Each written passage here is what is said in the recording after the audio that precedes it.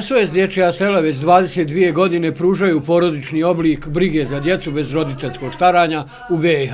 Pomažu očuvanju porodica pod rizikom od razdvajanja i pružaju podršku njihovoj socijalizaciji kao i formalnom i neformalnom sistemu obrazovanja u koji su uključena. Dječja nedjelja je prigoda u kojoj organizacija praktično demonstrira posvećenost promociji i ostvarivanju prava djece kroz niz aktivnosti za i sa djecom, roditeljima, partnerima i zajednice, saradnicima, profesionalcima i nosiocima dužnosti. Što se tiče SOS Dječjeg sela Gračanica, mi smo zapravo raspoređeni geografski na nekoliko lokacija, tako da imamo aktivnosti i u našem resursnom centru u Srebrenici i u našem programu za mlade u Tuzli, u kući Plamena mira, a što se tiče Gračanice, evo i danas je jedna od tih aktivnosti koje sprovodimo u drugoj osnovnoj školi. Prekjuče je ova ista aktivnost bila u osnovnoj školi Hasan Kikić.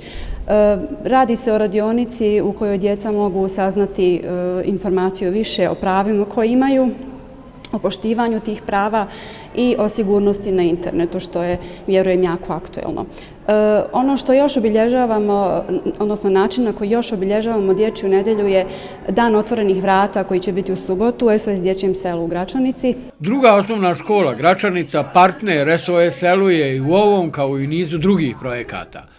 Radionice koje su pripremljene su na temu dječjih prava, sigurnosti djece na internetu. Mislimo da su ovo teme koje su jako atraktivne, aktuelne u današnje vrijeme kada nam sve veći broj učenika je odstranjen od roditelja i sve više borave sami, kako mi informatičari volimo reći, na ulici u vlastitom domu. Tako da će ove teme biti jako zanimljive, interesantne i nadam se da će biti edukativne i poučne za naše učenike.